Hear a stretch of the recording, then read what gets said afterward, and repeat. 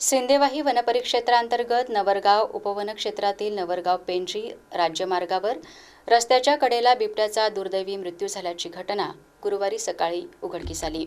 सकाळी फिरण्यासाठी जाणाऱ्या नागरिकांना रस्त्याच्या कडेला एक बिबट्या अशक्त अवस्थेत बसलेला दिसला। बिबट्याला पाहण्यासाठी नागरिकांची गर्दी झाली होती। दरम्यान बिबट्याने उठून चालण्याचा प्रयत्न केला, मात्र पुढे न जाताच तो अचानक खाली कोसळला आणि नागरिकांच्या डोळ्यादेखत त्याने प्राण सोडले। सुरुवातीला अज्ञात वाहनाच्या धडकेत बिबट्या जखमी झाल्याची शक्यता नागरिकांत व्यक्त केली जात होती।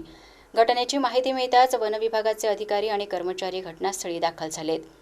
पंचनामा करून मृत बिबट्याला ताब्यात घेण्यात आले आणि सिंदेवाही येथे शवविच्छेदन करण्यात आले। पशुवैद्यकीय अधिकारी जांभुळे यांनी शवविच्छेदन केले असून वन्य प्राण्यांच्या झुंजीत मृत झाल्याचा प्राथमिक अंदाज वर्तवला जात आहे।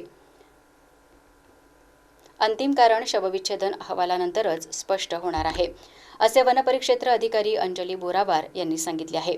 बिबट्याचे अंदाजे वय 3 वर्षे असल्याचे सांगण्यात येत असून वाहनाची धडक की वन्य प्राण्याची झुंज याचे गूढ कायम आहे। घटनेमुळे वन्यजीव प्रेमींमध्ये हळहळ व्यक्त होत आहे।